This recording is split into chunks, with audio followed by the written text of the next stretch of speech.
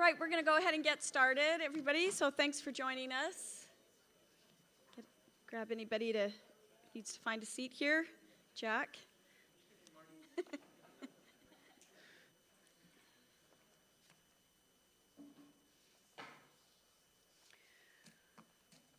All right, well, welcome. Hopefully that many of you are enjoying the afternoon. My name's Marty Dickinson. I am the Chief Marketing Officer for STCU, who is the sponsor of CougsFirst and this great event. But I also wear a different hat, and I am a Regent for Washington State University. I have served on the Board of Regents for this is my second term. I was lucky enough to be appointed by the governor again for 6 more years. It's a short gig, so if anybody's looking for some fun, you should apply. But again, it's been a wonderful journey, and I think one of the really interesting parts about WSU is there's so many amazing stories to tell about Washington State University. And so we certainly get to enjoy the visibility and the amazing run, quite frankly, that our athletic programs are having at the moment, whether it's our women's basketball, our men's football program right now at 6-1, so let's go Cougs. Yes. I'm on a plane tomorrow morning to head to San Diego, so that'll be fun. But I think the other piece that is such a unique opportunity about CougsFirst and what we're going to do for the next hour is really learn stories about what is happening in the world of research and academia at WSU. And it's quite remarkable. I mean, I always feel so fortunate that I get a glimpse into the window of the amazing things that our professors and our doctoral students and our grad students and our faculty are doing at Washington State. It's quite remarkable, truly. They are changing things at a regional and absolutely at a global level, like changing people's lives for the better. And I'm just always so fascinated by being able to learn more about the holistic side of Washington State University's story. So today you're going to get a glimpse into that too. And our first speaker is, this couldn't be better timing, actually. And I'm going to be introducing Dr. Lloyd Smith with our Sports Science Laboratory. But it's crazy, the timing of this, because Dr. Smith works out of our Sports Science Laboratory located on our Pullman campus. Lloyd Smith is a professor of the School of Mechanical Engineering.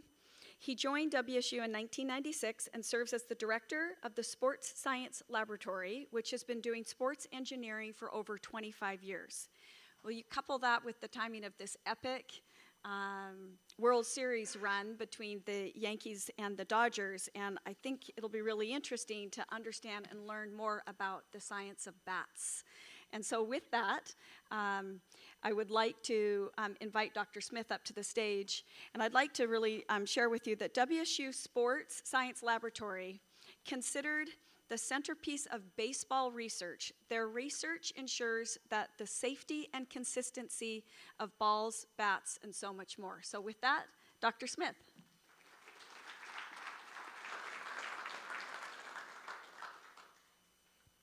Thank you very much. So I've been doing this for a number of years, and when I first started, I got this cartoon, and I've always liked this. And I thought how silly it was that we've got this bat here that supposedly has all these mechanical springs inside. But the further I've got into how bats work, I realized that's actually a pretty accurate description. So congratulations to Farside for getting that amazingly right. So I run the Sports Science Laboratory, and what is that? We certify bats. And what does that mean? So if a manufacturer wants to have a bat be used in play, say in high school or college or even a rec league, all of those are regulated by some federation. And most of those come to our lab. All youth bats, all high school bats, all college bats, all fast pitch bats, and about half of slow pitch bats come to our lab. So we see a prototype. We have a very specific protocol we go through to measure their performance. And if they meet those limits, then we say, okay, you can have that bat, and it can be approved. We do other things as well, ball aerodynamics. We have infrared tracking systems to measure player motion. We work work a lot with the sport federations. For me, one of the great privileges of this work is we interact with Major League Baseball very often. So it's fun to be working with baseball at the highest level. And we do work in a number of other sports. And if you're interested in the work we do, that's the website of my lab. Okay, so be careful trying this at home. I'm going to try to explain this at a level that most of you can understand, but there's an amazing amount of work that goes in and science that goes in behind what I'm talking about today. And these equations only describe the 1 millisecond that the bat and ball are in contact. If you're trying to describe what happens to the ball after that, there's another set of equations. If you're trying to describe what the player or motion is doing, there's more equations. So there's just an amazing amount of work that's been done in this area.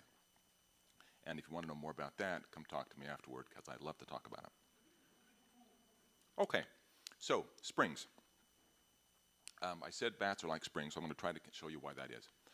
So this is an example of a spring diving board. Now, try to ignore the belly flop at the end, all right?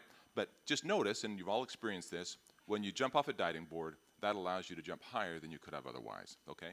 This is an example of where the spring is tuned to the motion of a diver, all right? Now, here's an example where the diving board is not tuned. Now, the diving board happens to be broken, but it's an example of a very soft spring, okay?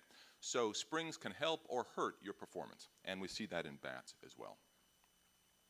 All right, so solid wood bats. Here's an example of, oops, oh, there we go, hit the wrong button. Here's an example of a baseball bat that is not tuned to this contact. The ball happens to be on the very outside of the sweet spot is about here. It's on the outside, and you can see this bat bending back. Some people believe that the bat bends from the swing, and it really doesn't. It's bending from the contact. In this case, the contact is ended, the ball is moving forward, and the bat is still moving backward. Okay, so the bat is really not contributing a lot to this contact. The way to fix that is what I show over here. When you're able to hit that ball right on the sweet spot of the bat bends much less and is able to contribute much more to its performance. And we all know what that feels like when we hit the sweet spot, whether that's in baseball, softball, or golf. Okay, and it has more to do than just stiffness. It's actually vibration. Every time there's an impact, whatever we impact is going to be vibrating in some way, and that's what bats do. And this is an example of a string of a violin that vibrates. Here's some high-speed video we took in one of our field studies, and it shows you how this bat vibrates. I don't know if you can see that from where you're sitting, but it's vibrating so much that the batter's hands actually depart from the bat there a little bit. So there's significant and measurable vibrations that occur in this bat. And if you're causing that vibration, that's energy that's not going into the ball. It's energy that's being lost. Okay, so I've just given you an example of a solid bat that has one spring. Well, most people play with hollow bats, and hollow bats have two springs. So the first spring is the same as a wood bat. It flexes, it bends, okay? The second spring is in the barrel, and the barrel deforms. So here's an example of a softball hitting the bat, and you can see before that bat starts to move back, you can see the barrel deforming. So it's a second spring. It has a different spring stiffness and a different function in the performance of the bat. Just watch it one more time because I think it's so cool. Okay. So those are the two springs. So why does that matter, and how can springs help us? Well, here's a simple example, and some of you may have seen this if you took a physics class. They call this experiment a happy ball and a sad ball. The happy ball is kind of boring, so I'm just going to show you the sad ball today. So here's a sad ball, and I'm dropping that onto a table. We would say, in my world, this ball has a coefficient of restitution near 0. There's almost no bounce to the ball at all. And now I'm going to take that same ball, and I'm going to drop it. Uh-oh. We've stopped working. So I hope we can fix that.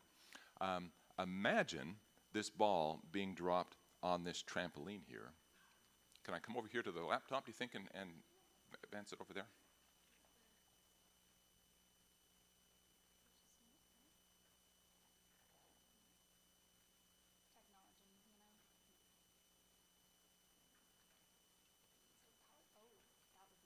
restart the program. I'll let IT take over. So I'll be my own spoiler alert. If you were to bounce this ball on this trampoline, it would look like an elastic ball. It would bounce just like it was a Super Ball. Okay? So what we have is evidence that the elasticity that's returned to the ball depends on its stiffness. That used to be right here. Okay? So when the ball hits a hard surface, most of the deformation is occurring in the ball, and that deformation is lost for this particular ball.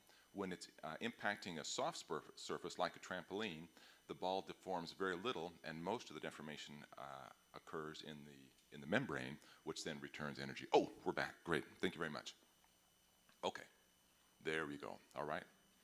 So we call this the trampoline effect, and we do that because we've all jumped on a trampoline and we know how that works. And the same thing is actually happening to your body. Your body absorbs a lot of energy as well. You need to help me again. I forgot what my next slide is. I've got to have that come up to remind me what's happening next.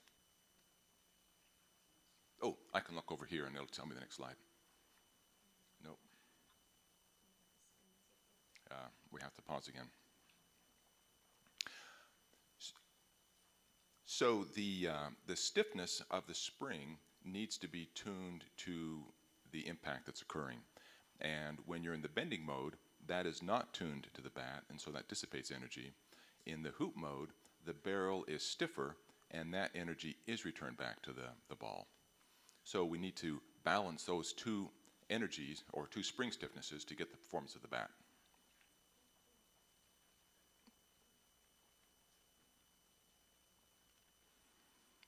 I think my video files were too large for this computer.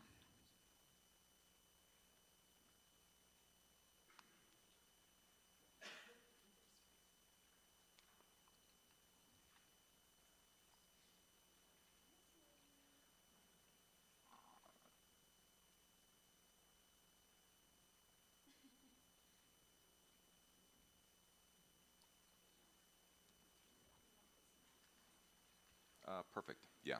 Okay, so if we're trying to get the perfect bat, now I know what I'm talking about next. What we're trying to do, oh, by the way, this is a small collection of bats in my lab. We've got hundreds and hundreds of bats. If you're trying to get the perfect bat, what you want is a bat with high bending stiffness and a bat with high bending stiffness and low barrel stiffness. This stiffness loses energy because it's so low, and this stiffness returns energy because it's higher, all right? But you can't go to the store and buy bats with different stiffnesses like that. You have to buy what's ever there. And there's another problem. Performance is regulated. That's my job.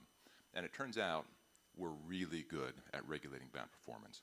When we started in this 25 years ago, the laboratory measures really didn't correlate with field performance at all. And now they correlate very strongly.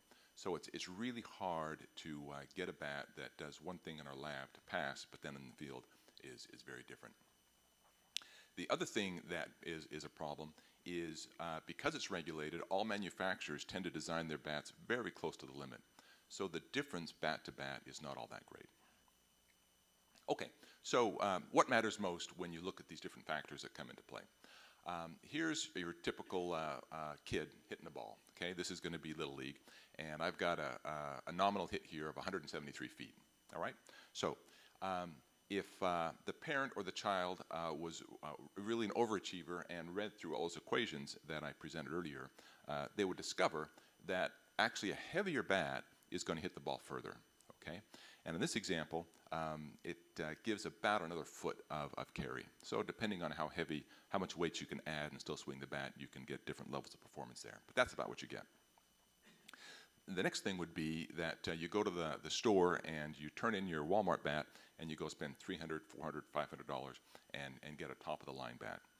That's going to give you on the order of about 5 feet, okay? And that's going from an extremely bad bat to an extremely good bat. If you already have a good bat, that's going to be much smaller than this amount here, all right? The next thing you could do is go to the batting cage and practice and try to learn how to hit that bat on the sweet spot. And if you do that and you go from an average hitter to an exceptional hitter, you can get over 20 feet of additional distance on that bat. The next thing you could do is go to the workout room and start strengthening. And for little kids, that can have a big effect.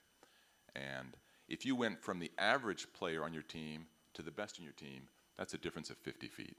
Okay, it's a significant difference in the ability. So these first two are what you can do to the bat, and the second two are what you can do to the batter. Now, many people know what I do, and they'll contact me, call me, email me, and the question is always, what bat should I buy for my kids? And I try not to roll my eyes, but I pause and I say, practice, practice, practice. So thank you very much for your time today.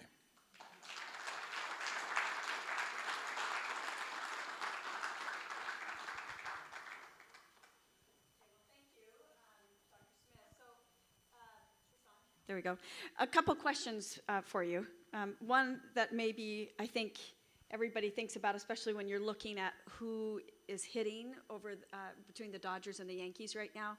Can bats be juiced beyond what you shared there to improve their performance within appropriate regulation, or can they find their way around that? So when you look at solid wood bats, the most common method of juicing or doctoring the bat is going to be what they call corking the bat, where they cut out some material and put in a lighter weight wood in its place. And it turns out that's lightening your bat, and it actually hurts your batted ball speed. So it can give you better control of the bat, maybe increase your batting average, but it's actually harming your batted ball speed. So the common notion that corking a bat's going to help you, it's not helping you with a home run. It just might help you get your batting average up a little bit. Last question. Can you share any other kind of significant things that you and your team might be focused on in other sports that's kind of happening in our space of athletics today?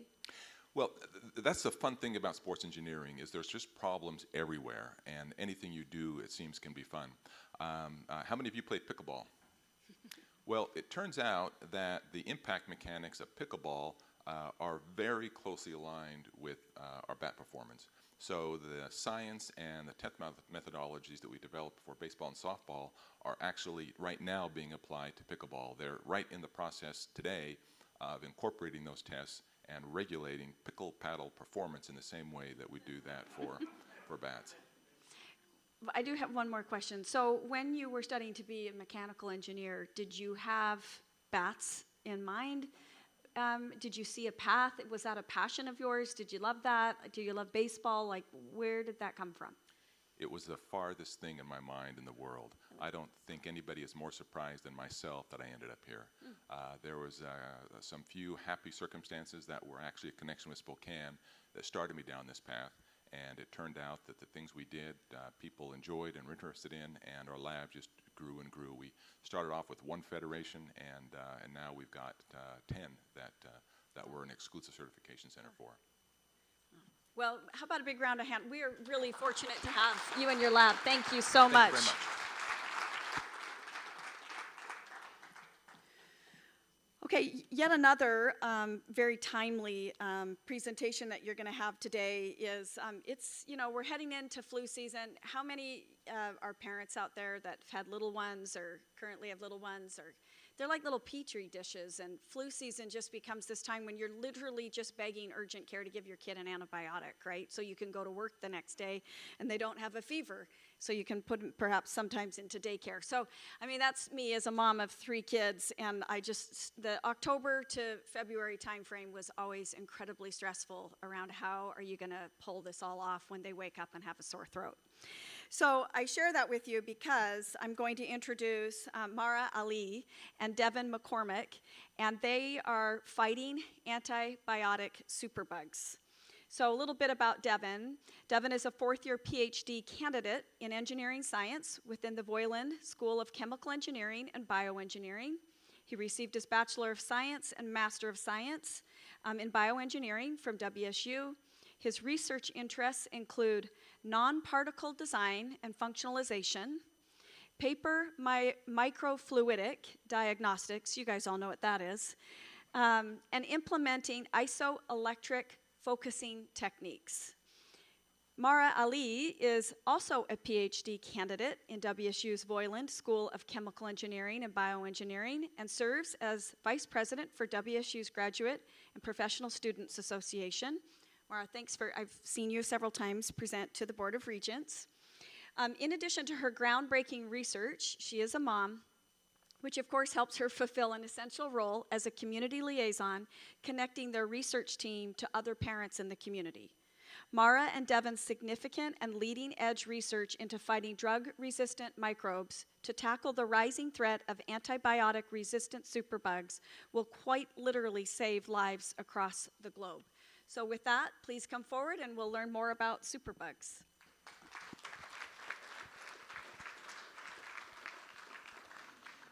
Yeah, thank you. I wasn't super nervous until I realized I was following the Bat Lab, so we're just going to do our best here. I also want to thank Marwa on behalf of our lab and for letting me present some of these research. A lot of the work that she's doing independently, of course, and as a single mom.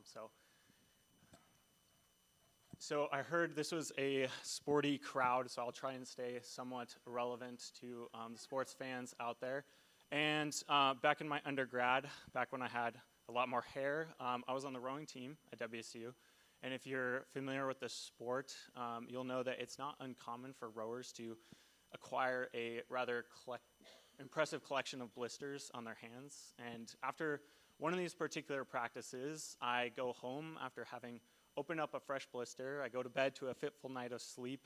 I wake up the next morning and I have a high fever, chills, and this ominous red streak that's kind of shooting up my arm. And what I didn't quite understand and what we often take for granted these days is that these types of infections used to regularly kill people. In fact, prior to the 20th century, the average life expectancy was only 48 years old, and that's largely because of infections such as this causing different problems, and we had no effective cures against them. So naturally, scientists were pretty obsessed with finding a solution to this problem. And that occurred when a man named Alexander Fleming in 1928 discovered that a stray spore of mold that grew in his petri dish actually inhibited the growth of the bacteria he was working on. And so what he hypothesized correctly, it turns out, is that this mold was actually producing something that was killing the bacteria in his plate. And so what he helped us understand, and what we know better now, is that actually this world we live in contains countless microorganisms, so bacteria, fungi, viruses, as we mentioned before. And for the most part, it's actually a good, healthy balance. We tend to rely on these microorganisms to help us survive, but problems occur, infections arise when one starts to outgrow and outcompete the other in the community. So the challenge and the understanding that Fleming left us with is that we actually don't need to get too creative. We don't have to reinvent the wheel to discover solutions to this problem. We just need to listen to these different microbes, because it turns out they've been killing each other for a lot longer than we've been around. And so listen we did, and in fact over the next 30 years we basically developed all of the antibiotics we have today with this same rinse and repeat format. Bacteria and fungi being what they are, and they did what they've done for the last couple millennia, and they began to adapt. Unfortunately, we kind of accelerated the problem with the overuse and abuse of our antibiotics, and we developed a particular list of resistant strains that either developed special defenses, they either reinforced their cell walls, or even developed special enzymes and even pumps that started to get rid of these antibiotics and render them ineffective. So now, today, unfortunately, we are returning to an era where the list of superbugs is actually growing faster than the list of defenses we have against them. And so that leads us to the kind of terrifying possibility that once again, small, minor cuts or even blisters can potentially be deadly. In fact, today, around 1.3 million deaths per year are associated to these antimicrobial resistant pathogens, But the challenge is that number is expected to increase to 10 million, surpassing cancer as the leading killer by 2050 if we continue to lose the effectiveness of our antibiotics. And while that's obviously horrifying, the thing that we often forget, and I forgot as I was nursing this infection in my hand, was that if we lose the effectiveness of our antibiotics, we lose the confident way in which we live our lives today. After all, would I still choose to go rowing if I knew that any blister could potentially kill me? Would you guys still choose to bomb down Beacon Hill on your mountain bike, or would you let your kids slide into home plate? And so that's what our research is hoping to combat, and it kind of centers on a ridiculous question of, instead of spending all this time and effort developing new antibiotics or learning to listen from other microbes, what if we just went direct to the superbugs themselves and tried to convince them to kill themselves, save us the hassle? And so there's actually precedent for this type of solution. In fact, cells do it fairly regularly. So if we plot the growth of different bacteria over time, if we look at what happens over here in the death phase, you actually see the bacteria cell number starts to decrease. And that's largely because these cells have a built-in mechanism called programmed cell death. And they regularly use this mechanism to kind of help preserve the survival of the fittest, so to speak, and kill off some of the weaker bacteria, preserving resources for the greater whole, and thus ensuring the survival of the microbes themselves. And so this begs the question of, how do these cells actually communicate those activities? How do they coordinate who dies when, and all that stuff? So it relies on the actual a discovery that's been gaining traction in the last 10 years or so, and it relies on the fact that all cells shed constantly these small little bubbles that are called extracellular vesicles. And we used to think it was just the way the cells were kind of shedding out the garbage out of their system, but now we understand that these vesicles actually contain information. And it's largely thought that that's how they coordinate those activities, and particularly over long distances, which they tend to operate. And so the idea, if that's the case, is all we'd need to do is just extract some of those death extracellular vesicles, or DEVs for short, and then we can treat a healthy population and see if we can start to control some of the growth. And so that's what we did. We grew a antibiotic-resistant pathogen known as Pseudomonas aeruginosa, or PA01.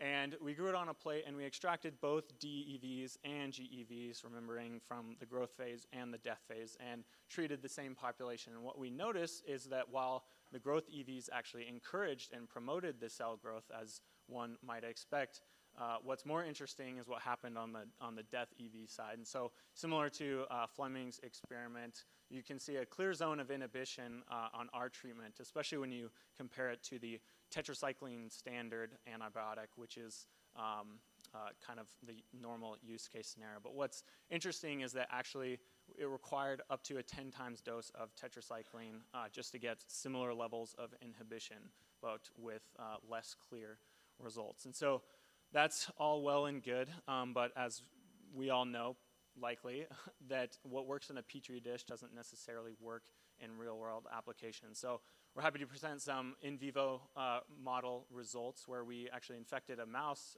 live system with this superbug and then treated it with our DEV solution. And we demonstrated up to a 5 log reduction in bacteria growth, which is roughly equates to a 99.99% reduction in growth. And so while that's super good news, we had a lot of these superbugs laying around, and so we kind of wanted to know what else we might be able to do with them. And so we started extracting these DEVs from MRSA, from E. coli, and just kind of threw the kitchen sink at it, and we just started treating everything, including even Candida, which is a completely different domain of life. It is actually a fungal infection, and some of you might know that there's actually no antibiotics that are effective against this type of treatment. And so, again, we were just excited to see that we had some antimicrobial potential. And so, in wrapping up, we take inspiration from Fleming's approach and continue to learn from the microbes themselves, but in our research, our DEVs were going direct to the source of the superbugs and then learning to use the cell's own built-in machinery against themselves, kind of like a microscopic Trojan horse that we can use to get the cells to kill themselves. So it's our hope that by leveraging these novel solutions to some of the healthcare's toughest challenges, we can ensure a healthier and a safer future for all. And so with that, I want to say thanks from our lab, and yeah, open it up to questions.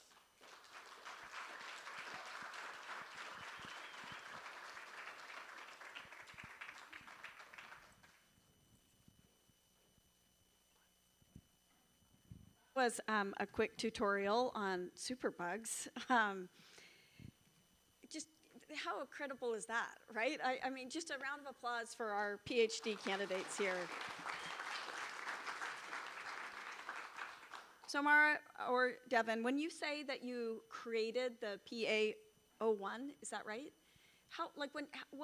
What happens there? How long is that taking you from start to finish? Is that happening within kind of your sphere, or are there multiple people touching this? What occurs there? So PA01 is a pathogenic bacteria. It's level 2 biosafety, so no one can touch it unless they have the license for that. And I would say we don't touch it because it's pathogenic and we want to keep our environment safe.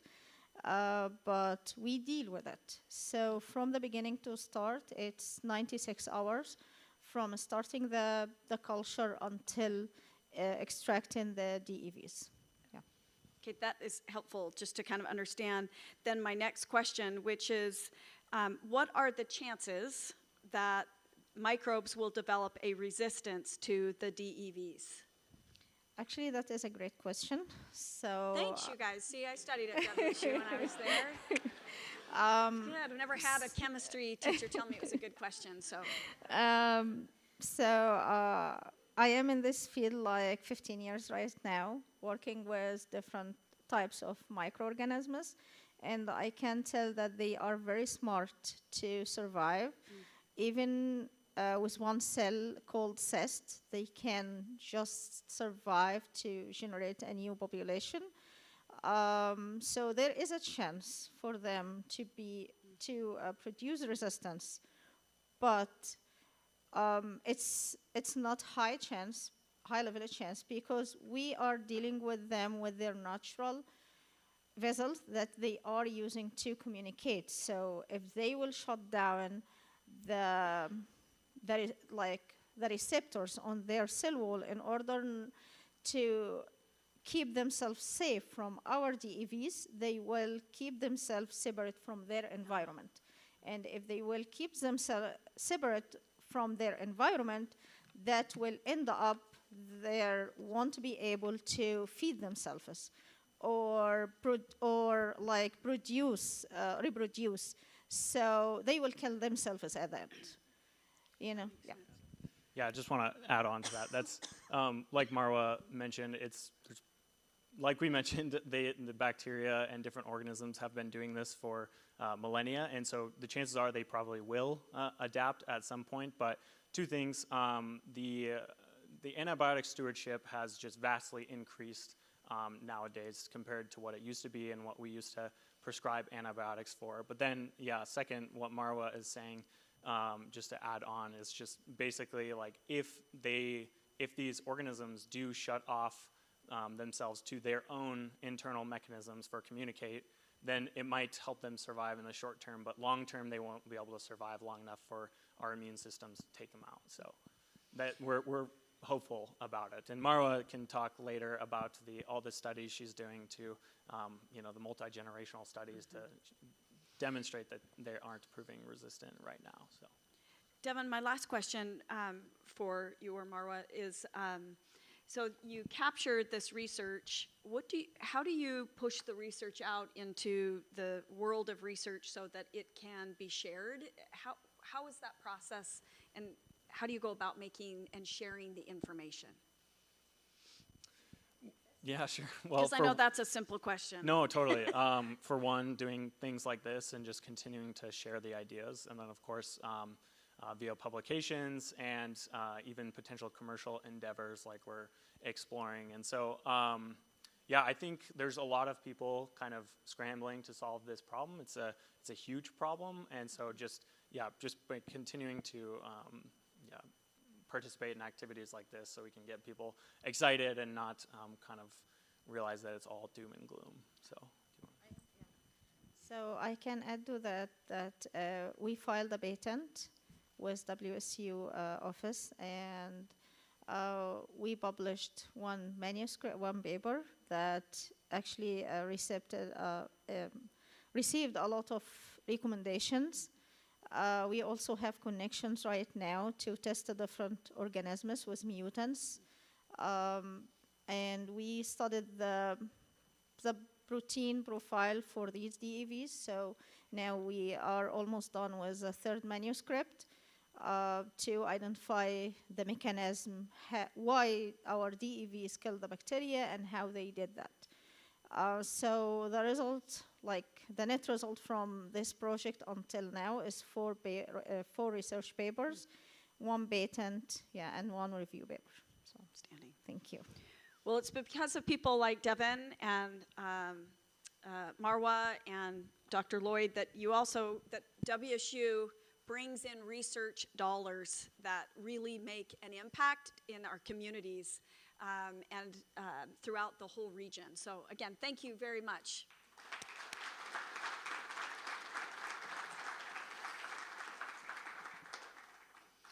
Next, I have the honor of getting to introduce Jerry Crowshoe, from our Native American Health Sciences studies in Washington State University. I don't think anybody can deny how rich our culture truly is throughout our region here with our Native and Indigenous communities that contribute so many things to all of us and to all of our business community and to Washington State University. Jerry is a member of the Piikani Nation from Brockett, Alberta, Canada. I have family up in Red Deer, Alberta. Is that close by there? Yeah. You get up there and things get real sparse. Jerry grew up on the Spokane Indian Reservation in Welpinette, Washington.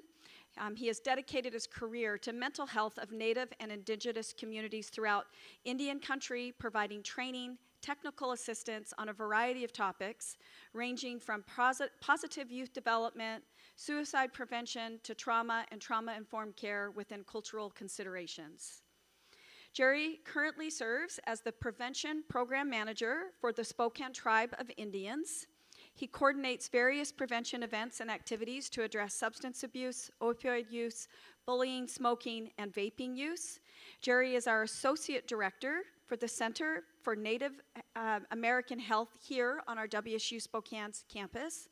And today we are very, very fortunate to have Jerry with us and to learn more about the WSU Native American Health Science Program and its impact throughout the Northwest and across the country. So please help me welcome Jerry Crowshoe.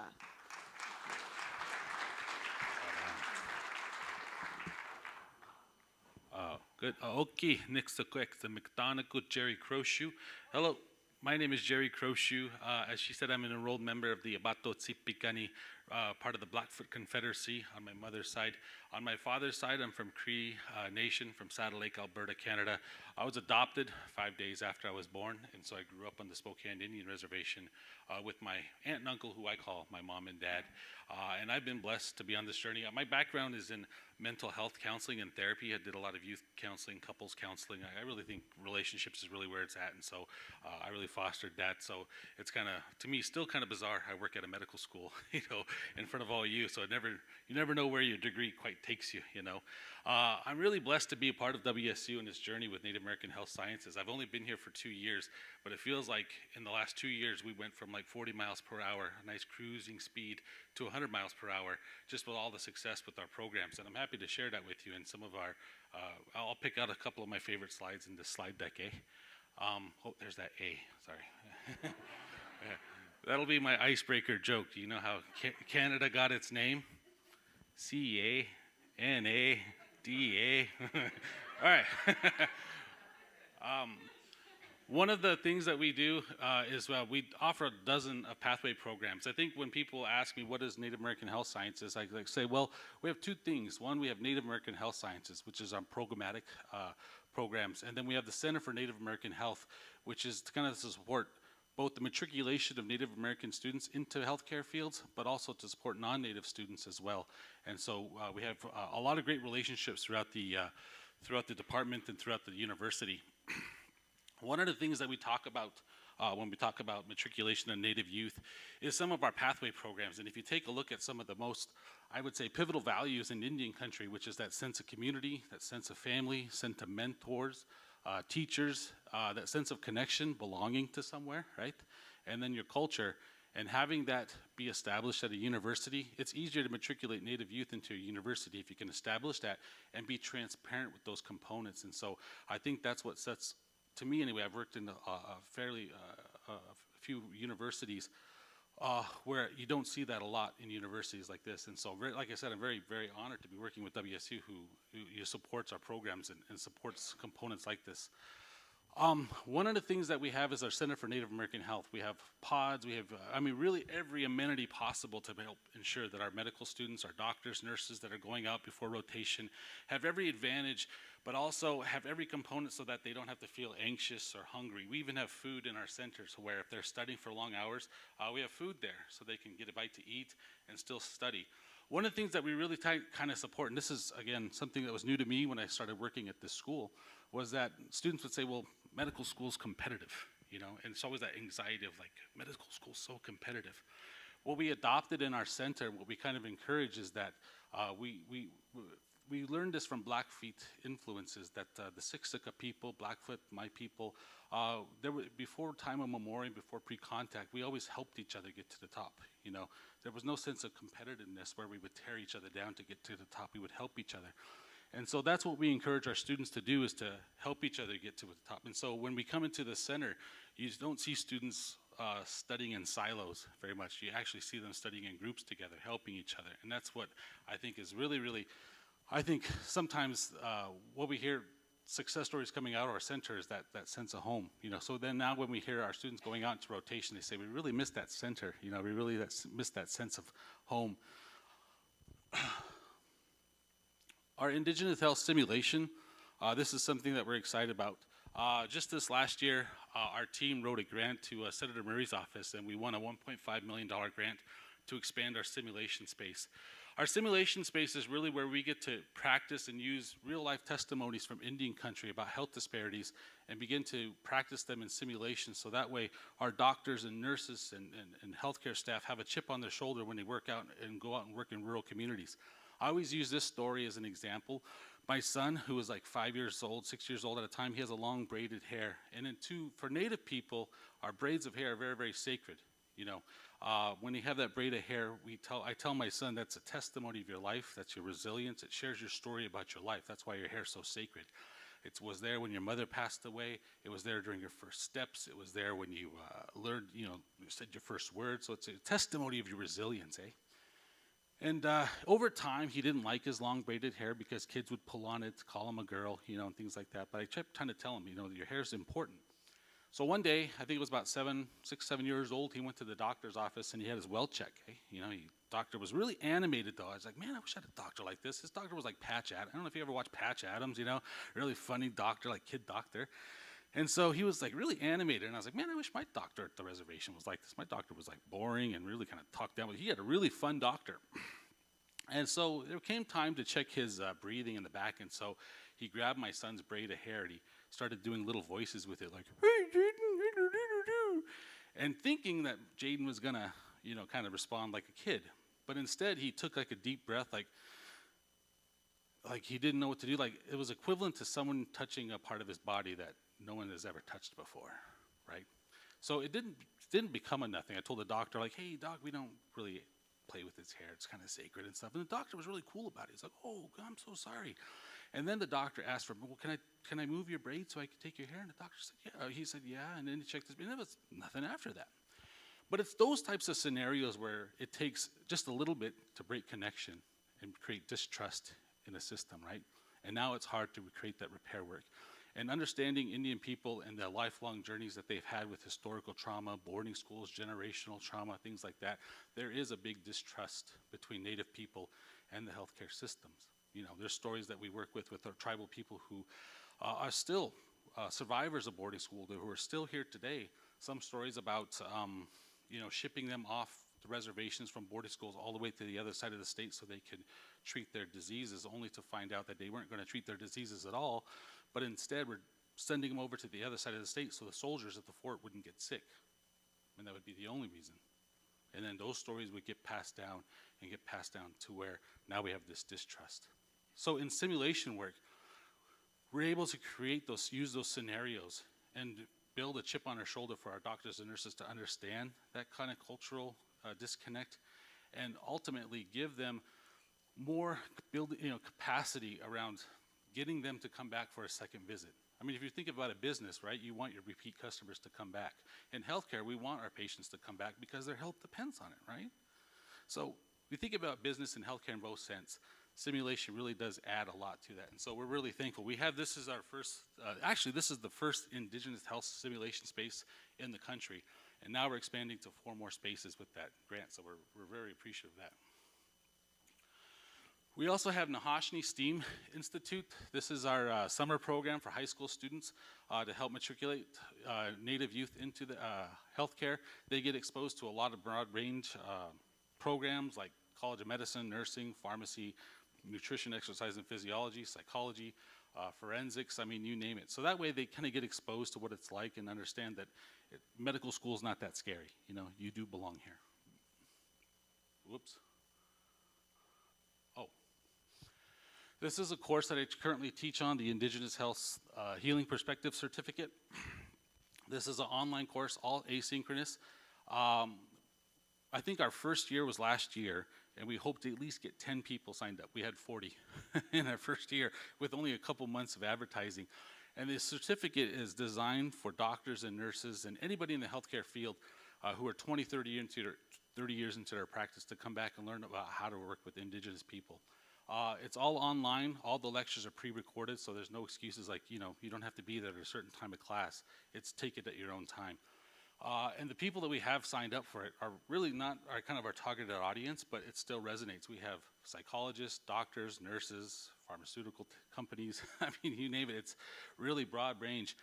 And this is our second year where we have, I think, a total of 20 people signed up for it. So again, we were hoping for 10. We're up to 60 now, which has really taken off. Our Old Ways program, Old Ways is an acronym, stands for Opportunity, Learning, Diversity, Wisdom, and Yesterday's Stories. Teaches first and second year students at WSU about traditional knowledge in Western medicine, the relationship between and not the difference of, you know. Sometimes we think, well, what's better, Western medicine or traditional knowledge? And what we teach is creating an ethical space where both validate one another. And I'll kind of give a story as I close. So I'll tell you a little bit of story, and this is kind of I guess the meat and potatoes behind my presentation, When I was about 5 years ago, I went to the doctor, and my doctor said, you know, your blood pressure's a little high. I'm like, oh my. Well, what happened? He's like, I don't know, but your blood pressure's a little high. And I go, okay, well, what do I need to do? And I thought from there, because of my age, I was like, it's a death sentence. I'm gonna die, you know, gotta tell the wife. Because I've never had, you know, before, and I was always scared to go to the doctor. But he was kind of alarmed, like, well, your blood pressure's a little high. So I said, well, what do I need to do? Do I need to take a pill? I mean, what is it? How bad is it? And this is what the doctor told me. He said, well, just, you know, stay away from boxed foods and frozen foods, carbs, fast food, and just try to stay, you know, more to the deli, you know, food, you know, natural meats and vegetables and fruit, and that's all you really need to do. Good water, but that's kind of it. I was like, that's it? He was like, yeah. I was like, all right. So I did that. I tried, you know, ate more healthy meats and vegetables and drank more water. Stopped eating frozen foods and fast food because that was kind of the convenient thing at the time. And so when I went home, my dad, who's not only a boarding school survivor, but he knows the language. He had to learn the language twice because he learned the language as a young man. They shipped him off to boarding school. They taught him English. He forgot how to learn his language. And then when they sent him back home, he had to relearn Blackfoot again, which is why he's really, really fluent in Blackfoot. I said, yeah, I went to the doctor, got high blood pressure. And he said, oh, he goes, well, what did they tell you? Did they give you medicine or pills? And it's like, no, they just told me to, eat vegetables and eat fruit and, stay away from boxed foods and frozen foods. It's kind of the gist. And he goes, oh. And as we kept talking, he goes, kitaiksok spinning. He goes, you got me thinking, son, kitaiksok spinning. I was like, what does that mean? Our Blackfeet language is verb-based. There's not a word-for-word translation, eh? And he said, well, kitaiksok spinning means our Mother Earth provides for us. It feeds us. He goes, and he went through this whole teaching of Mother Earth. You have a relationship with Mother Earth. You have an obligation, just like I have an obligation with my wife, right? If my wife cooks a nice meal, it's my obligation to go home and eat it. It'd be bad news if I said, oh, hun, I think I'm just going to go get a chalupa down the road, right? And you can see that I'm not obligating that relationship. It's probably going to go sour. But he says, you have a relationship with the earth. Earth gives you water, gives you food, gives you medicine. And if you don't eat that, she can't take care of you. And you neglected your relationship. So just like any other relationship, you have to work and honor that and so forth. So this is the kind of learning that we teach. Now, in Western medicine, the doctor, who knew nothing about Blackfeet, was saying the same thing as my dad did, but it was just different languages. Now, hopefully you can kind of see that Western medicine and traditional knowledge complement one another. When we teach this to our doctors and nurses before when they go into rotation, not only do they get that chip on their shoulder, but a lot of them are saying that they're learning more about themselves than anything, about how their education steered them differently, and now they're getting exposed to kind of the real education of working in Indian country. And that's kind of the big push for LSNS Floyd, is to push our healthcare staff into rural country. So anyway, I know I kind of went over my 10 minutes, but very honored to speak in front of you and tell you more. I could go on this. There's more successes I wish I could share, but this is the kind of the meat and potatoes behind it. So thank you.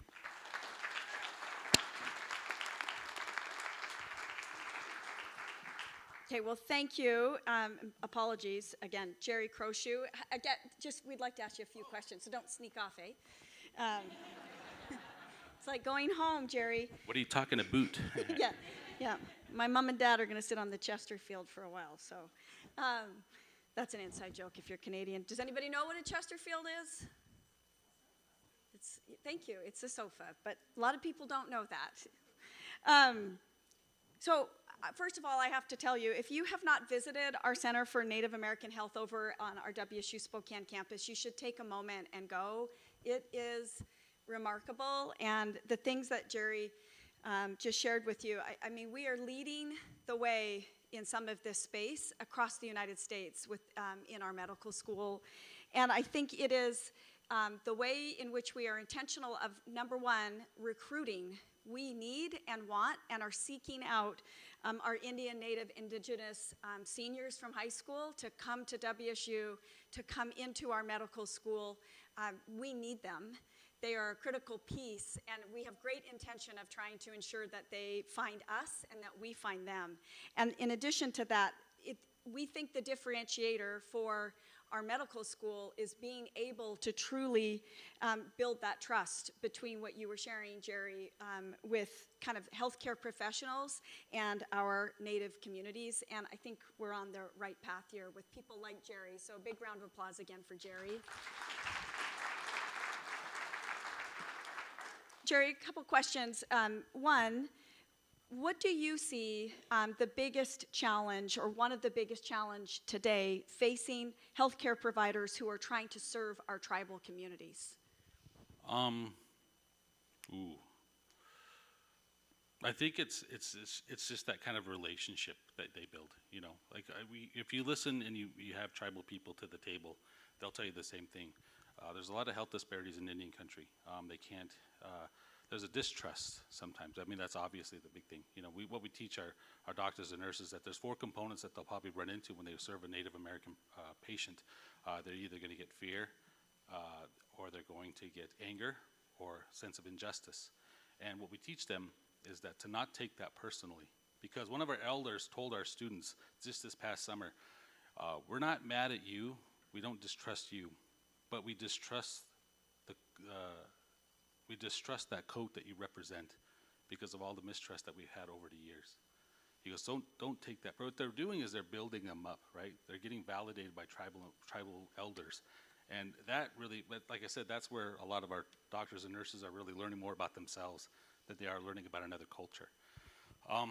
The other thing too is that there's a lot of challenges working with tribal communities. One is that a lot of our tribes that we work with will say the same thing. They can't keep doctors and nurses on the reservations. They work out there for about a year, and they'll come in and start working for Providence or have their own practice because that's where more money is. You know, so now we have tribal people who can't keep a nurse there or a doctor there, and I've had the same doctor for 10 years. There's a whole communities that have like probably 5 doctors within a year. In fact, one of our tribal elders said you have to book an appointment just to get an appointment for their doctor. You know, so that's where when you start working with our doctors and nurses, we kind of give them a heads up. And of course, we want them to have repeat business. We want them to be good, competent doctors that know how to work with not just our culture, but many cultures, and understanding that that might be cross-culturally relevant. So, yeah. Well, Jerry Crowshoe, thank you for really helping Washington State University move forward. We appreciate you. Yeah, it's been a blessing. Thank you.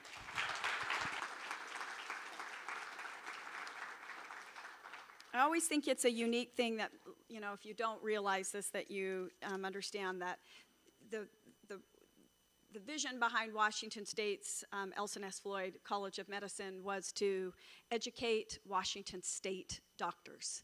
Doctors that would stay in our state, go to our rural communities and serve our communities, serve our tribal communities, and you know, there is nothing like what we're doing at the Elson S. Floyd College of Medicine right now that's being done other places. And the intentionality of taking our WSU and our Washington State kids and trying to bring them through all the way along is pretty unique and very, very special. So I feel really, really fortunate to be able to be a part of Dr. DeWalt and everybody's work that is happening at the WSU Spokane campus.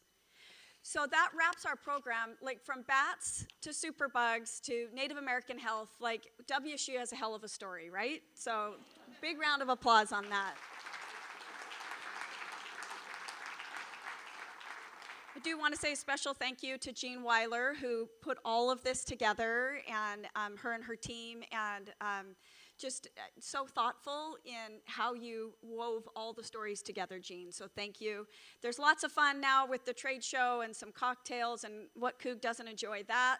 So again, thanks everybody for joining us this afternoon, and go Cougs.